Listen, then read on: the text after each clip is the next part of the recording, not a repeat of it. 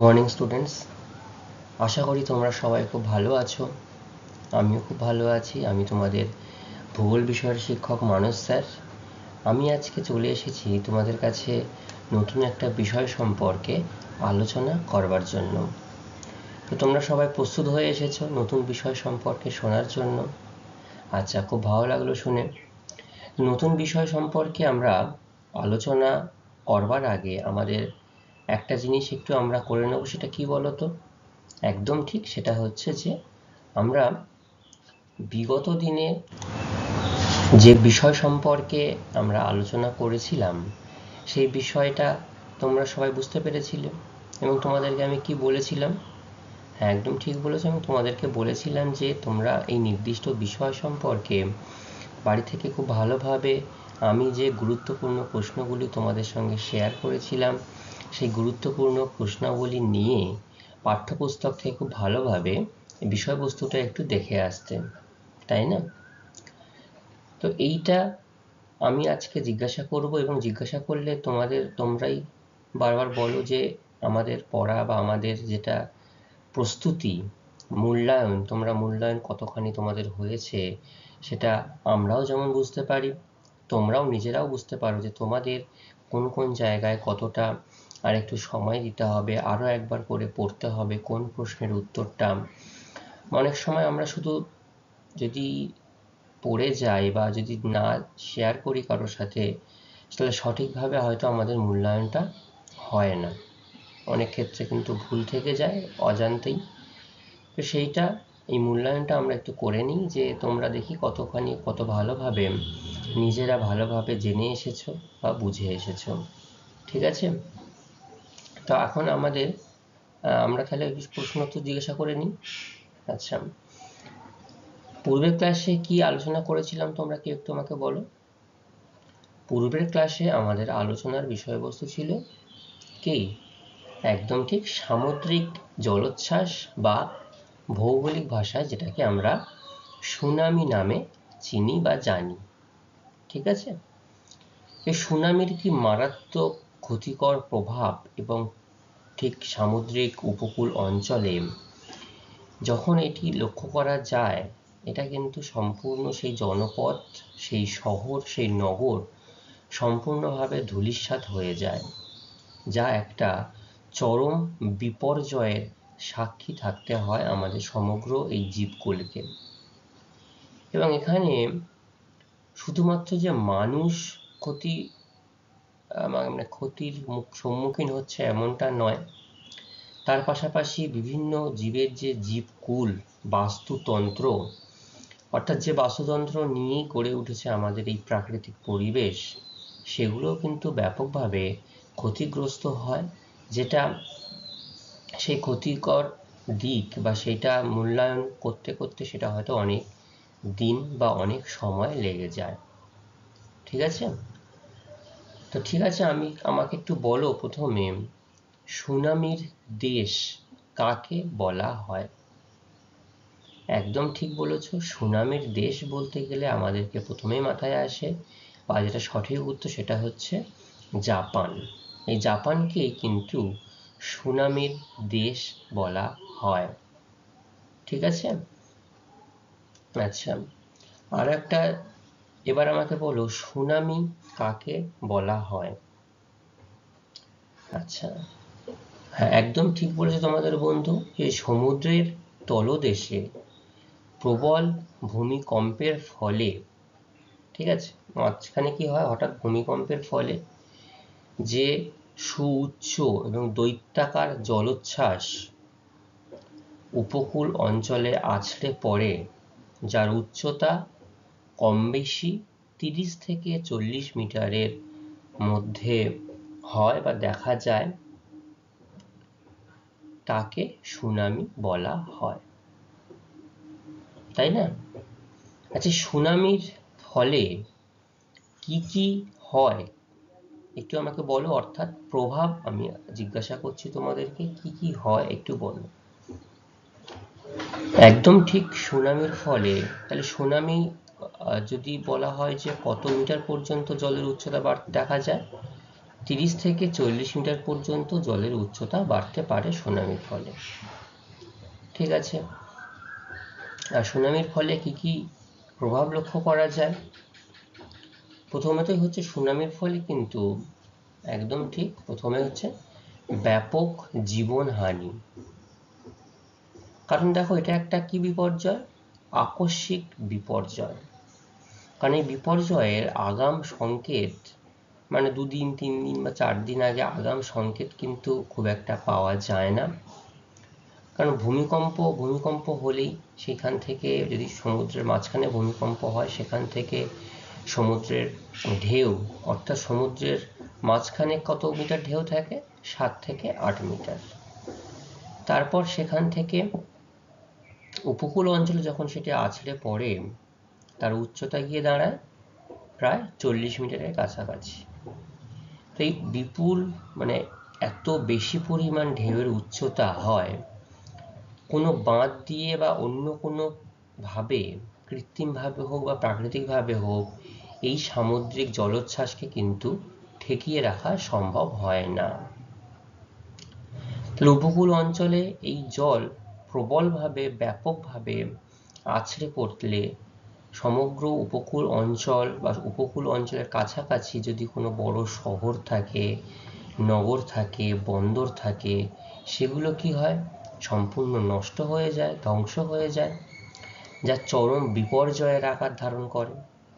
এবং এর ফলে হাজার হাজার মানুষ, লক্ষ লক্ষ মানুষের কিন্তু মৃত্যু হতে পারে। ঠিক আছে? আচ্ছা, জীবনহানি শুধু যে হয় এমনটা নয়, জীবনহানির পাশাপাশি কিন্তু প্রচুর পরিমাণে সম্পত্তি হানিও লক্ষ্য করা যায়। কারণ এই যে জীবন বা এই যে মানুষ, এরা বসবাস করছে একটা প্রাকৃতিক পরিবেশে, তাদের প্রত্যেকের নিজস্ব সম্পত্তির ওপরে, নিজস্ব জমি জায়গার উপরে তারা বসবাস করছে, বা নির্দিষ্ট জমি জায়গা রয়েছে, সেখান থেকে তারা জীবিকা অর্জনের জন্য তারা সেখান থেকে তাদের প্রতিনিয়ত কাজকর্ম করে চলেছে। সুনামির ফলে কিন্তু সেই যে সম্পত্তি, সেগুলোর কিন্তু সম্পূর্ণভাবে বিনাশ ঘটে। এবং এছাড়াও বিভিন্ন যে গবাদি পশু, তাদের তৈরি করা চাষাবাদ, চাষের জমি সম্পূর্ণভাবে নষ্ট হয়ে যায়। ঠিক আছে, আর কি হয় বলো? একদম ঠিক, লবণাক্ত জলাভূমি। লবণাক্ত জলাভূমিটা কিভাবে তৈরি হয়? যেহেতু এই যে ব্যাপক পরিমাণ সমুদ্রের জল ঢেউয়ের আকারে বাসস্থান অঞ্চল বা উপকূল অঞ্চলে প্রবেশ করে, তার ফলে বিভিন্ন জায়গায় কিন্তু এই লবণাক্ত জলাভূমি দীর্ঘদিন ধরে জমে থাকতে দেখা যায়। আর নোনা জলাভূমি কিন্তু আমাদের এই মানুষের, যেহেতু আমরা চাষবাস বা শস্য উৎপাদনের কোনো কাজে কিন্তু সেভাবে প্রয়োজন হয় না। ঠিক আছে, আর কি হয়? একদম ঠিক, শস্য উৎপাদনে বিঘ্ন। কারণ যদি সম্পত্তি, যে নির্দিষ্ট জমি, যে প্রাকৃতিক পরিবেশ, জমির উপরে মানুষ চাষাবাদ করবে, সেই জমি যদি সম্পূর্ণভাবে নষ্ট হয়ে যায়, তাহলে, এবং নোনা জল ঢুকে যদি সেই জমির উর্বরতা নষ্ট হয়ে যায়, মাটির গুণাগুণ নষ্ট হয়ে যায়, মাটির পুষ্টি নষ্ট হয়ে যায়, তাহলে সেইখান থেকে কি কোনো বড় উদ্ভিদ চাষ করা যাবে? শস্য চাষ করা যাবে? যাবে না।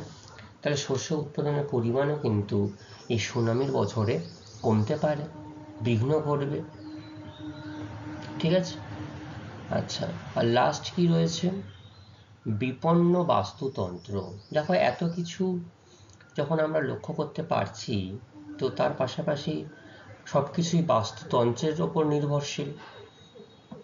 কারণ তোমরা ইতিমধ্যেই জানো যে খাদ্য শৃঙ্খল বাস্তুতন্ত্র, এই খাদ্য শৃঙ্খল বাস্তুতন্ত্র যদি সম্পূর্ণভাবে নষ্ট হয়ে যায়, তাহলে কিন্তু এই সম্পূর্ণ প্রাকৃতিক পরিবেশ কিন্তু এই তার ভারসাম্য আর লক্ষ্য করা যাবে না, ভারসাম্য নষ্ট হয়ে যাবে। কারণ এই প্রাকৃতিক পরিবেশে প্রত্যেকেই কিন্তু একে অপরের ওপরে নির্ভরশীল, তাই না? তো বাস্তুতন্ত্র নষ্ট হয়ে গেলে সমগ্র যে খাদ্য শৃঙ্খল, ফুড চেইন নষ্ট হয়ে গেলে সবারই কিন্তু খাদ্যের অভাব দেখা দেবে। ঠিক আছে? আচ্ছা, ফলাফল তো হলো। এবার আমাকে বলো যে 2004 সালে কোথায় ভূমিকম্প হয়েছিল? ভারত মহাসাগরে যে ভূমিকম্প হয়েছিল সেটা এখনো পর্যন্ত সর্বাত্মক বিপর্যয়। প্রায় কত মানুষের মৃত্যু হয়েছিল? প্রায় 2.5 লক্ষ মানুষের মৃত্যু হয়েছিল, তাই না? এই 2004 সালের পরে ভারত সরকার কি চালু করেছিল? একদম ঠিক, যেটা ডার্ট। সে ডার্টটা কোথায় কোথায় করেছিল? 6 থেকে 12টি ডার্ট স্থাপন করেছিল। কোথায়? সমুদ্রের 6 কিলোমিটার গভীর স্থানে, তাই না? এটা কি কাজ ছিল? এটা উপগ্রহের মাধ্যমে যে সুনামি সতর্কতা সেন্টার রয়েছে সেখানে তথ্য আদান প্রদান করবে 6 কিমি গভীরে এই ডার্ট স্থাপন করে। এই ডার্টের পুরো কথা কে বলতে পারবে? Deep ocean assessment and reporting of tsunami. ঠিক আছে? আচ্ছা, এবার আমাকে বলো যে সুনামির প্রধান কারণ কি কি? একদম ঠিক, সুনামির প্রধান কারণ হচ্ছে ভূমিকম্প আর অগ্ন্যুৎপাত আর উপকূলীয় ধস। আচ্ছা, তো সুনামির প্রথম কারণ যদি ভূমিকম্প হয়, তাহলে ভূমিকম্প কিভাবে হয় তার কারণগুলো আমাদেরকে বলতে হবে, তাই না? তো ভূমিকম্প কিভাবে কোথায় হয় বলো?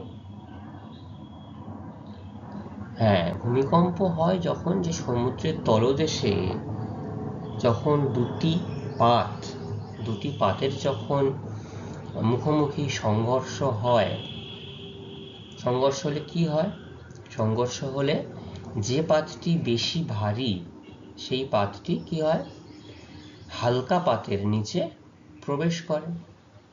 তো হালকা পাতের নিচে প্রবেশ করলে তখন সেখানটায় কিন্তু ব্যাপক কম্পন অনুভূত হয় এবং সমুদ্রের মাঝখানটাতে সর্বপ্রথম ভূমিকম্প অনুভূত হয় এবং যার ফলে সামুদ্রিক জল অনেকটা ওপর দিকে প্রবলভাবে তার ঢেউ বাড়তে থাকে বা বেড়ে যায়। এবং এই ক্ষেত্রে ভূমিকম্পের মাত্রা কত হওয়া প্রয়োজন? একদম ঠিক, এক্ষেত্রে ভূমিকম্পের মাত্রা রিক্টার স্কেলে 7 বা 8-এর ওপরে হওয়া উচিত। রিক্টার স্কেলে 8-এর বেশি ভূমিকম্পের মাত্রা হওয়া উচিত, তবেই এই ব্যাপক পরিমাণ সামুদ্রিক জলোচ্ছ্বাস বা সুনামি হতে পারে বা হবে। ঠিক আছে? আর দ্বিতীয় কারণ কি? অগ্ন্যুৎপাত। অগ্ন্যুৎপাতের ফলেও সুনামি লক্ষ্য করা যায় যে যদি সামুদ্রিক বা সমুদ্রের মাঝখানে যদি কোনো অগ্ন্যুৎপাত বিস্ফোরণ সহযোগে হয়, এই বিস্ফোরণের মাধ্যমেও সমুদ্রের জলতল যদি ঢেউয়ের আকারে অনেক উপরে উঠে যায় তখনও কিন্তু সুনামি হতে পারে। ঠিক আছে? আর হচ্ছে ভূমিধস। যদি পার্বত্য অঞ্চলে পার্বত্য শিলা হঠাৎ করে যদি এই সমুদ্রের উপর এসে পড়ে যে এবং সমুদ্রের উপর পড়লে যে সমুদ্রের যে স্থিতি অবস্থা, এই স্থিতি অবস্থা নষ্ট হয়ে যায়। আমি তোমাদেরকে বলেছিলাম যে তোমরা যদি পুকুরে একটা সামান্য ছোট পাথর ফেলো, দেখবে সেই পাথর কিন্তু ঢেউয়ের আকারে করতে করতে একটা তরঙ্গের আকারে গিয়ে পাড়ে গিয়ে সেই তরঙ্গটা পৌঁছে যায়। তো এক্ষেত্রেও যদি শিলাস্তর বড় শিলাস্তর পড়ে তো সেটাও কিন্তু সমুদ্রে এর প্রভাব একটা লক্ষ্য করা যায়। ঠিক আছে? আচ্ছা, তো এই ছিল আমাদের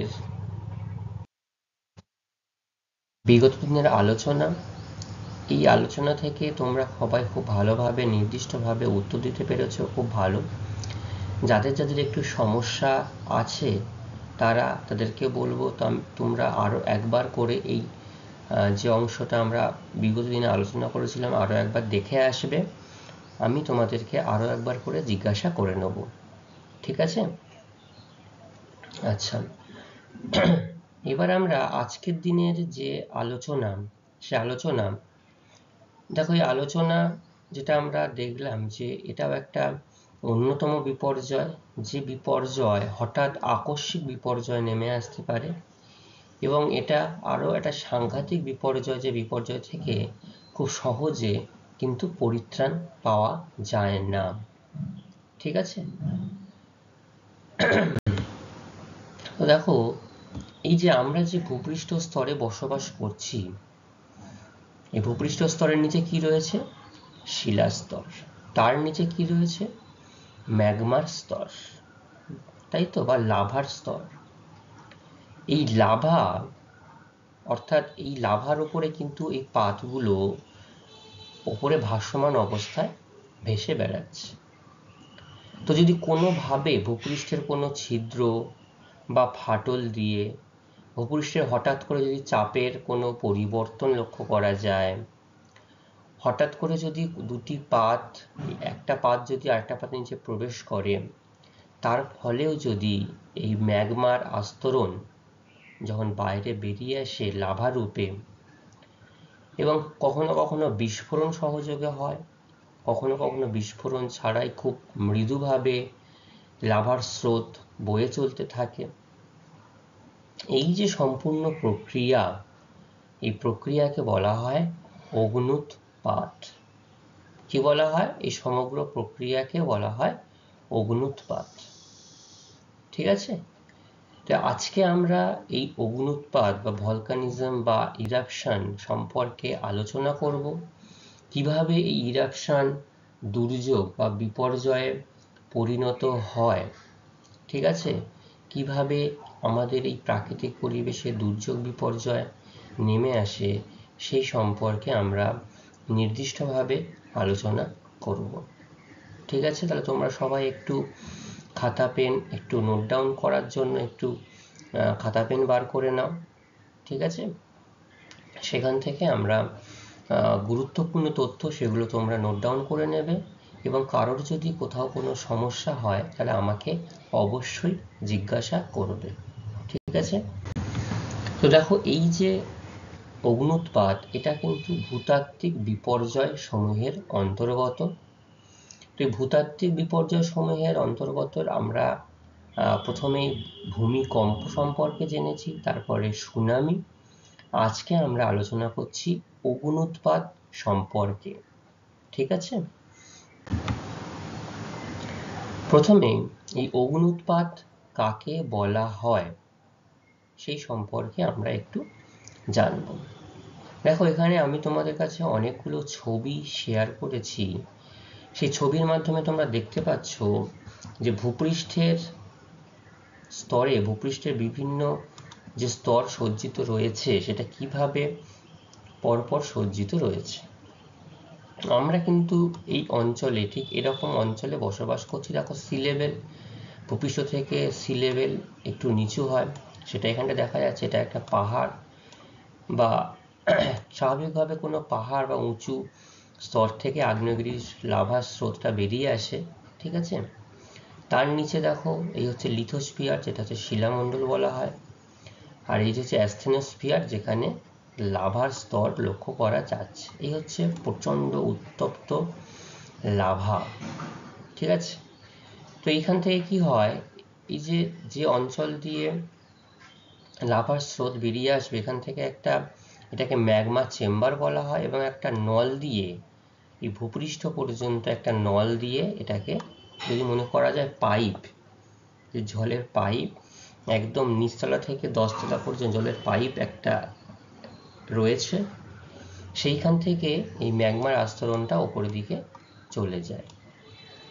এবং অনেক সময় কি হয়, যদি এই ভেতরের দিকে অতিরিক্ত গ্যাসের চাপ বেশি থাকে এবং এই মুখ যদি বন্ধ থাকে, তখন প্রচণ্ড বিস্ফোরণ সহযোগে এই উপরের অংশ ফাটিয়ে দেয়। দেখো, এই যে অঞ্চলটা লক্ষ্য করতে পারছো, এটা কিন্তু একটুকুনি নয়। এই পাহাড়ির ওপরের অঞ্চলটা কিন্তু এটাকে একটা গর্ত মতো হয়ে গেছে, কারণ এখানটা প্রচণ্ড বিস্ফোরণ সহযোগে এই ওপরের শিলাস্তর অংশগুলো ধ্বংস হয়ে গেছে। ঠিক আছে।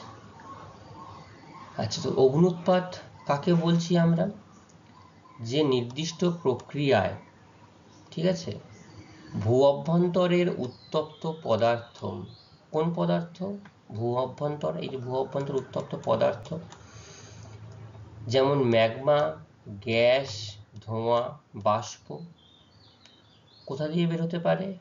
ভূপৃষ্ঠের কোনো ফাটল বা ছিদ্র পথ দিয়ে ভূপৃষ্ঠে বিস্ফোরণের সঙ্গে বা মৃদুভাবে নির্গত হয়, তাকে অগ্ন্যুৎপাত বলা হয়। এই অগ্ন্যুৎপাত এটাও একটি অন্তর্জাত প্রক্রিয়া অন্তর্গত, যা আকস্মিক বিপর্যয় সৃষ্টি করে। ঠিক আছে, বোঝা গেল তাহলে এই পর্যন্ত? হ্যাঁ, যেটা তাহলে প্রচন্ড কখনো কখনো বিস্ফোরণ সহযোগে এটি হতে পারে, আর কখনো বিস্ফোরণ ছাড়াই মৃদুভাবে এটি নির্গত হয়। এই প্রক্রিয়াকে আমরা অগ্ন্যুৎপাত বলছি। ঠিক আছে। আচ্ছা, অগ্ন্যুৎপাত যদি বলা হয়, তোমাদের কিন্তু এরকম ভাবে চিত্র সহযোগে নির্দিষ্টভাবে দেখিয়ে দিতে হবে এটিকে। ঠিক আছে। আচ্ছা, অগ্ন্যুৎপাত প্রভাবিত নির্দিষ্ট কিছু অঞ্চল রয়েছে, যে অঞ্চলে বা যে নির্দিষ্ট জায়গায় প্রায়শই কিন্তু ভূমিকম্পের সাথে সাথে এরকম ভাবে অগ্ন্যুৎপাত বা অগ্ন্যুৎপাতের সাথে সাথে সুনামি এরকম ভাবে নির্দিষ্টভাবে লক্ষ্য করা যায়। ঠিক আছে। তো যেটা সব থেকে বেশি ভূমিকম্প কোথায় হয়? এই প্রশান্ত মহাসাগরীয় আগ্নেয় অঞ্চল বা আগ্নেয় মেঘলা অঞ্চল। তো সেভাবেই ভলকানিজম বা আগ্নেয় অগ্নুদ্গম, এটাও কিন্তু এই প্রশান্ত মহাসাগরে যে রিং অফ ফায়ার, যেটাকে আমরা বলতে পারছি যে প্রশান্ত মহাসাগরে আগ্নেয় মেঘলা, এই বরাবর কিন্তু এখানেও প্রচুর পরিমাণে ভূমিকম্প, তার সহযোগে সুনামি এবং তার সাথে সাথে অগ্ন্যুৎপাত হতে দেখা যায়। ঠিক আছে। তো প্রশান্ত মহাসাগরের আগ্নেয় মেঘলা বরাবর ফুজিয়ামা, অর্থাৎ জাপানের ফুজিয়ামা, এটা হচ্ছে জাপানের ফুজিয়ামা আগ্নেয়গিরি। এটা যখন শান্ত থাকে এর অপরূপ প্রাকৃতিক সৌন্দর্য লক্ষ্য করা যায়। এবং দেখো, এবং উচ্চ অক্ষাংশ হওয়ার জন্য, উচ্চ পার্বত্য অঞ্চল হওয়ার জন্য পাহাড়ের এই নির্দিষ্ট জায়গায় বরফ পড়তে দেখা যায় ব্যাপক পরিমাণে এই জাপানের ফুজিয়ামাতে। এবং মায়ান, ক্রাকাতোয়া, হুয়াপেহু, ওরিজাবা, রেনার, প্রচুর রকম ছোট ছোট বিভিন্ন পৃথিবী জুড়ে বিভিন্ন জায়গায় আগ্নেয়গিরি লক্ষ্য করা যায়। পিলি, ক্যাটোপ্যাক্সি, চিম্বারাজো, বিভিন্ন আগ্নেয়গিরি অঞ্চল রয়েছে। এছাড়াও ইতালি, আইসল্যান্ড, জাপান, ইন্দোনেশিয়াতে অগ্ন্যুৎপাত বিপর্যয় বেশি পরিমাণে দেখা যায়। দেখো, বিভিন্ন জায়গাতেও আগ্নেয়গিরির অগ্ন্যুৎপাত হতে দেখা যায়, কিন্তু অনেক জায়গাতে শুধুমাত্র এটা প্রাকৃতিকের ওপরেই চলে যায়। যদি অগ্ন্যুৎপাত হয়, সেখানে পাশাপাশি যদি কোনো জনপদ বা বাসস্থান না থাকে, তাহলে সেখানে সেরকমভাবে বিপর্যয় লক্ষ্য করা যায় না। কিন্তু কোথায় কোথায় বিপর্যয় লক্ষ্য করা যায়? মূলত ইতালি, আইসল্যান্ড, জাপান আর ইন্দোনেশিয়া। অর্থাৎ ইন্দোনেশিয়াতে ক্রাকাতোয়া রয়েছে, ইতালির স্ট্রমলি আগ্নেয়গিরি, এবং আইসল্যান্ডেও একটা আগ্নেয়গিরি রয়েছে, জাপানের ফুজিয়ামা। তো এইসব নির্দিষ্ট জায়গাতে যখন অগ্ন্যুৎপাত হতে দেখা যায়, তো সেখানে কিন্তু ব্যাপক বিপর্যয় লক্ষ্য করা যায়। ভারতবর্ষের, এটা হচ্ছে ভারতবর্ষের ব্যারেন ও নারকন্ডাম দ্বীপ, এখানে অগ্ন্যুৎপাত হয় এবং সেটা ব্যাপক বিস্ফোরণ সহযোগে প্রচুর পরিমাণে অগ্ন্যুৎপাত হয় না, যার ফলে দুর্যোগ সৃষ্টি করে না। তাহলে ভারতবর্ষের দুটি আগ্নেয়গিরির নাম কি? ব্যারেন ও নারকন্ডাম। কোথায় রয়েছে? আন্দামান ও নিকোবর দ্বীপপুঞ্জে। ঠিক আছে। আচ্ছা, উদাহরণ হিসাবে আমরা যে বিভিন্ন জায়গায় ওটার প্রভাবিত অঞ্চল জানলাম, উদাহরণ হিসাবে আমরা ইন্দোনেশিয়ার ক্রাকাতোয়া 1983 সালে বিধ্বংসী অগ্নুৎপাত হওয়ার ফলে ব্যাপক বিপর্যয় হয়েছিল। এটা হচ্ছে ক্রাকাতোয়া অঞ্চল, অগ্নুৎপাত হয়েছিল। দেখো এই যে অগ্নুৎপাতের লক্ষ্য করা যাচ্ছে। এছাড়াও টম্বারো 1815 সালে, মার্টিনিক দ্বীপের পিলি 1902 সালে।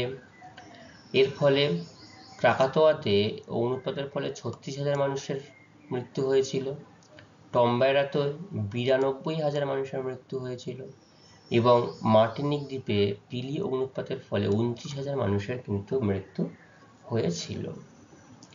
ঠিক আছে, তো এগুলো অনেক, তখন তো এত মানুষ বা এত বিজ্ঞানের উন্নতি ছিল না, তার ফলেও এত মানুষ তখন মারা গেছিল।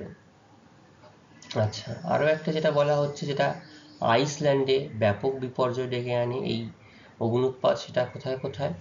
আইসল্যান্ডের আইজাজলাজকুল একটা উদ্ভট নাম, যাই হোক এইটা হচ্ছে সেই আইজাজলাকুল বিস্ফোরণ। এই বিস্ফোরণের জন্য 2013 সালে এরকম ব্যাপক পরিমাণে লাভার ফলে যে বিষাক্ত ধোঁয়া ছাই আকাশ জুড়ে ছেয়ে গেছিল, যার জন্য ইউরোপে 20 দিন বিমান চলাচল কিন্তু স্তব্ধ হয়ে গেছিল। কারণ স্বাভাবিকভাবে যদি পরিষ্কার পরিচ্ছন্ন আকাশ না থাকে, বিমান চলাচল করতে পারে না, যার ফলে এর জন্য বিমান চলাচল বন্ধ হয়ে গেছিল। আচ্ছা, পিলি অগ্নুৎপাত, দুটো উদাহরণ দেখো। পিলি অগ্নুৎপাত, বিধ্বংসী অগ্নুৎপাত, এর ফলে সেন্ট পিয়েরি বলে একটি শহর সম্পূর্ণভাবে ধ্বংস হয়ে গেছিল এবং স্ট্রম্বলি অগ্নুৎপাতের জন্য পম্পেই শহর ধ্বংস হয়ে গেছিল। ঠিক আছে, এগুলোও কিন্তু উদাহরণ। তাহলে যদি সেন্ট পিয়েরি কি ধরনের অগ্নুৎপাতে শহর ধ্বংস হয়েছিল? পিলি অগ্নুৎপাত। আর স্ট্রম্বলি অগ্নুৎপাতে পম্পেই শহর ধ্বংস হয়েছিল। 2013 সালে যদি বলা হয় কি ঘটনা ঘটেছিল, তাহলে বলতে পারবে তোমরা সবাই? আচ্ছা, এবার চলো আমরা, আচ্ছা, প্রথম যে কারণ সেটা হচ্ছে পাত সঞ্চালন, অর্থাৎ পাতের চলন। কোথায় হয় এই পাতের চলনের ফলে আগ্নেয়গিরির নির্গমন? অভিসারী পাত সীমান্তে।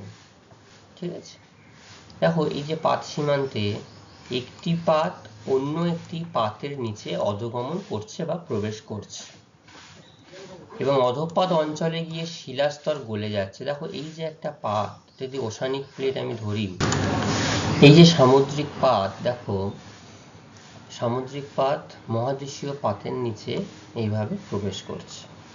প্রবেশ করার ফলে এখানে একটা সংঘর্ষ হচ্ছে, তাহলে ভূমিকম্প এখানে লক্ষ্য করা যাচ্ছে। এবং এই যে শিলাস্তর প্রবেশ করছে, তার ফলেও কিন্তু শিলাস্তরটা কিন্তু এই প্রচণ্ড উত্তপ্ত ম্যাগমার মধ্যে গিয়ে কিন্তু এটা গলে যাচ্ছে। ঠিক আছে, এটা গলে গিয়ে কি হচ্ছে, এরকম ভাবে ভলকানিজম রূপে বাইরে বেরিয়ে আসছে গিয়ে। বা তাহলে একটা হচ্ছে অভিসারী পাত সীমান্তে একটি পাত অপর পাতের নিচে প্রবেশ করে সম্পূর্ণ গলে যাচ্ছে। আর একটা হয় প্রতিসারী পাত সীমান্তে, কি করছে, দুটি পাত বিপরীত দিকে সরে গিয়ে, যখন দুটো পাত কি হয়, তাহলে একটা পাত এই দিকে সরে গেল আর একটা পাত এই দিকে সরে গেল, তাহলে সরে যাওয়ার ফলে মাঝখানে যে ফাটলের সৃষ্টি হয়, এই ফাটল থেকে কিন্তু ম্যাগমার উৎপত্তি হতে পারে বা অগ্নুৎপাত ঘটতে পারে। ঠিক আছে, বোঝা গেল? তাহলে দুটি পাত সীমান্তে পাত সঞ্চালনের ফলে অগ্নুৎপাত লক্ষ্য করা যায়, একটা অভিসারী পাত সীমান্তে আর একটি প্রতিসারী পাত সীমান্তে। ঠিক আছে, ছিদ্রপথ সৃষ্টি, দেখো ভূ আলোড়ন দ্বারা, অর্থাৎ এই ভূমিকম্পের দ্বারা যদি ভূত্বকের কোনো জায়গায় ফাটল হয়, দুর্বল স্থান লক্ষ্য করা যায়, বা শিলার মধ্যে অনেক সময় ফাটল লক্ষ্য করা যায়, তার ফলেও কিন্তু চ্যুতির ফলে এই অগ্নুৎপাত হতে দেখা যায়। এই যে ছিদ্রপথ দেখতে পাচ্ছ বিভিন্ন জায়গাতে হতে পারে, যদি এই নির্দিষ্ট জায়গায় ছিদ্রপথ হয়, সেখান থেকে ম্যাগমার আস্তরণ এই ম্যাগমা চেম্বার দিয়ে কোনো পাইপের, প্রায় পাইপের মতন দিয়েই বিভিন্ন জায়গায় কিন্তু এই ম্যাগমা লাভা রূপে বাইরে বেরিয়ে পড়তে দেখা যায়। ঠিক আছে, তাহলে দুটি কারণ, একটা পাত সঞ্চালন জানলাম, এটাই হচ্ছে প্রধান কারণ, প্রধান এবং অন্যতম কারণ। 2 নম্বর ছিদ্রপথ সৃষ্টি। ছিদ্রপথ কার দ্বারা সৃষ্টি হয়? ভূমিকম্পের ফলেই যদি কোনো দুর্বল ফাটল স্থান লক্ষ্য করা যায়, তখনই এই ছিদ্রপথের মধ্যে দিয়ে ম্যাগমা বা লাভার নির্গমন হতে দেখা যায়। ঠিক আছে, এটা একটা কারণ গেল। আর কি? প্লিউম সৃষ্টি। প্লিউমটা কি? এই যে তেজস্ক্রিয় পদার্থ সমৃদ্ধ, কারণ এই যে ম্যাগমার মধ্যে প্রচুর পরিমাণে তেজস্ক্রিয় পদার্থ কিন্তু থাকে, তেজস্ক্রিয় পদার্থ সমৃদ্ধ তপ্ত স্থানে ম্যাগমার ঊর্ধ্বমুখী প্রবাহ। দেখো যে ম্যাগমার ঊর্ধ্বমুখী প্রবাহ কিভাবে, এটা কিন্তু অনেক দূর থেকেই এর ছবি নেওয়া। তো কিভাবে বিস্ফোরণ সহযোগে কিভাবে ম্যাগমার তপ্ত স্থান দিয়ে ম্যাগমা বাইরে বেরিয়ে আসছে, দেখো সেটা। তথা প্লিউম সৃষ্টি হলেও অনুৎপাত ঘটতে পারে বা অনুৎপাত ঘটে। ঠিক আছে, এবং 4 নম্বর যে কারণ সেটা হচ্ছে বাষ্পচাপ বৃদ্ধি। বাষ্পচাপ, দেখো এই যে ভূ অভ্যন্তরের যদি জল প্রবেশ করে, জল তো প্রবেশ করতেই পারে বিভিন্ন ফাটল বা ছিদ্রের মাধ্যমে, জল প্রবেশের ফলে বাষ্পচাপ বৃদ্ধি পায়। ঠিক আছে, তো বাষ্পচাপ বৃদ্ধি হওয়ার ফলে কি অনেক সময় ভূত্বককে ফাটিয়ে দেয়, ভূত্বক ফাটিয়ে অনুৎপাত ঘটে। কারণ দেখো এই যে বাষ্পচাপ, কারণ যদি ভূ অভ্যন্তরে বাষ্পের যে চাপ, সেই চাপ যদি অতিরিক্ত বৃদ্ধি পায়, তাহলে সেটা নিশ্চয়ই সেই চাপটা তা মুক্ত রিলিজ করতে চাইবে। তার ফলেও অনেক সময় ভূত্বক ফাটিয়ে সেই স্থান দিয়ে ম্যাগমার আস্তরণ বাইরে কিন্তু বেরিয়ে পড়তে পারে। ঠিক আছে, তাহলে কি কি কারণ আমরা জানলাম। একদম প্রথমে যেটা পাত সঞ্চালন, কি কি কারণে হয় বলো? কোন কোন পাত সীমান্তে? অভিসারী পাত সীমান্তে, যে একটি পাত অপর পাতের নিচে প্রবেশ করার ফলে, আরেকটা প্রতিসারী পাত সীমান্তে দুটি পাত দুদিকে সরে যাওয়ার ফলে মাঝখান দিয়ে যে কোনো ছিদ্রপথ বা ফাটল পথ সৃষ্টি হয়, তার জন্য অনুৎপাত ঘটতে পারে। ছিদ্রপথের সৃষ্টি হয় ভূমিকম্পের দ্বারা, সেই ছিদ্রপথের মাধ্যমেও ভূ অভ্যন্তরের ম্যাগমা লাভা বাইরে বেরিয়ে আসে। 3 নম্বর হচ্ছে প্লিউম সৃষ্টি, এটাও একটি অন্যতম কারণ। আর 4 হচ্ছে জলের বাষ্পচাপ বৃদ্ধি পেলে সেটাও কিন্তু ভূত্বককে ফাটিয়ে অগ্নুৎপাত ঘটতে পারে। ঠিক আছে, আচ্ছা এতক্ষণ তো আমরা কারণ সম্পর্কে জানলাম যে কি কি কারণের জন্য অগ্নুৎপাত হতে দেখা যায়, অগ্নুৎপাত হয়। এবার প্রভাব সম্পর্কে আমরা জানব যে এই অগ্নুৎপাতের জন্য যে বিপর্যয় আমরা বলছি, কিভাবে বিপর্যয় হতে দেখা যায়। তোমরা ছবিগুলো দেখে বুঝতে পারছো যে এত সুন্দর দেখা একটা সাজানো গোছানো পরিচ্ছন্ন একটি শহর কিভাবে ম্যাগমার এই কর্দম প্রবাহ বা লাভা প্রবাহ এসে কিভাবে এই শহরটাকে সম্পূর্ণভাবে নষ্ট করে দিচ্ছে। এবং এই যে প্রবাহ, এই প্রবাহ কিন্তু আটকানোর ক্ষমতা মানুষের নেই, এটা আটকানো সম্ভব নয়, কারণ এটা একটি প্রচণ্ড উত্তপ্ত পদার্থ এবং প্রচুর বিষাক্ত পদার্থ থাকে, যেটা মানুষের সরাসরি সংস্পর্শে গেলে মানুষের ত্বক তথা শরীরে কিন্তু প্রচুর পরিমাণে ক্ষতি হতে পারে। এটাও দেখো কিভাবে জনপদ, এই লাভার স্রোত কিভাবে রাস্তায় এসে পড়েছে, রাস্তার পাশে। তাহলে এইসব জায়গাতে তাহলে নিশ্চয়ই বিপর্যয় লক্ষ্য করা যাচ্ছে, মানুষ সহজে এখানে সব জায়গায় সহজে চলাফেরা করতে পারছে না, তাই না? তাহলে প্রথম যে কারণ, যেমন আমরা সুনামির ক্ষেত্রে দেখেছি বা ভূমিকম্পের ক্ষেত্রে দেখেছি, এক্ষেত্রেও কিন্তু এই অগ্নুৎপাতের ফলে মানুষের জীবন ও সম্পত্তি হানি ঘটতে দেখা যায়। উত্তপ্ত লাভা প্রবাহ কি হয়, বা কর্দম প্রবাহ বা লাহার বা পাইরোক্লাস্ট, এগুলো জলীয় বাষ্প নিক্ষেপের ফলে, জলীয় বাষ্প যখন বেরিয়ে যাচ্ছে, জলীয় বাষ্প নিক্ষেপের ফলে নিকটস্থ ঘরবাড়ি, কৃষিক্ষেত্র, গ্রাম ও শহরের জনপদ সম্পূর্ণভাবে ভস্মীভূত হয়ে যায় এবং তার ফলে ব্যাপক প্রাণ ও সম্পত্তি হানি ঘটে। ঠিক আছে, তাহলে জীবন এই রকম ভাবেই লাভার স্রোত যদি আসে, তাহলে কি মানুষের ঘরবাড়ি বা সম্পত্তি কি সঠিকভাবে থাকবে? তাহলে সেগুলো তো ক্ষতি হতেই পারবে, ক্ষতি হবেই, এমনটা জানি আমরা।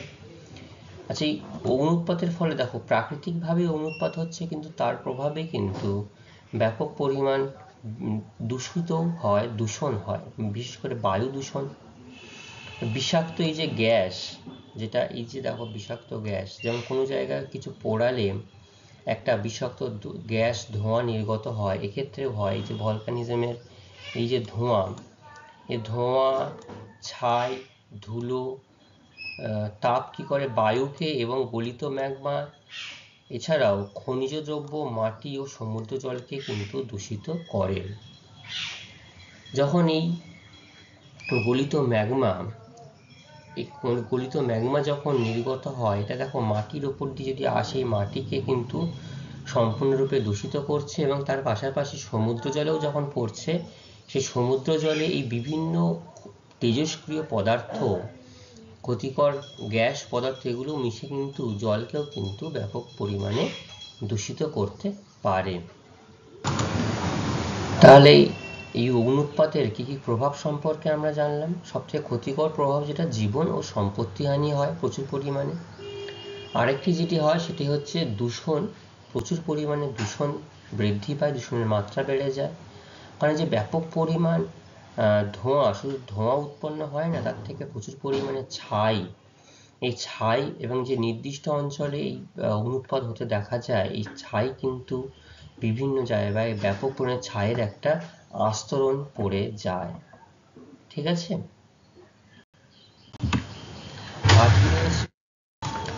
ভূমিকম্প সৃষ্টি। এই অগ্নুৎপাতের প্রবল বিস্ফোরণের ফলে কি হয়, এই যে প্রবল বিস্ফোরণ যখন হচ্ছে, দেখো অগ্নুৎপাত যখন বেরোচ্ছে, কারণ যখন প্রথমবার অগ্নুৎপাত হয়ে যাওয়ার পরেও এই যে ম্যাগমার যে অংশ দেখা যাচ্ছে, এখানে কিন্তু কিছু পরিমাণ ম্যাগমা জমে থাকে, মুখটা অনেক সময় জমে জমাটবদ্ধ হয়ে যায়। পরবর্তীকালে যখন আবার ম্যাগমা চেম্বার থেকে যখন ম্যাগমার ফ্লোটা উপরের দিকে হতে দেখা যায়, তখন মুখটা বন্ধ থাকে, মুখটা বন্ধ থাকার জন্য কিন্তু ম্যাগমা সহজে বাইরে বেরোতে পারে না, তখন প্রবল চাপের ফলে বিস্ফোরণ হয়, তার ফলেও কিন্তু ভয়াবহ ভূমিকম্প হতে দেখা যায়। ঠিক আছে, এই ভূমিকম্প হওয়ার জন্য ম্যাগমার উপরে পাহাড়ের উপরে একটা বড় গর্তের সৃষ্টি হয়, যেটাকে ক্রাটার বলা হয়। তো ভূমিকম্প, 3 নম্বর ভূমিকম্প হয়। সুনামি হয়, কারণ আমরা দেখলাম যখন সুনামি আলোচনা করছিলাম, তখন কিন্তু অগ্নুদ্গমের জন্য সুনামি হতেছিল।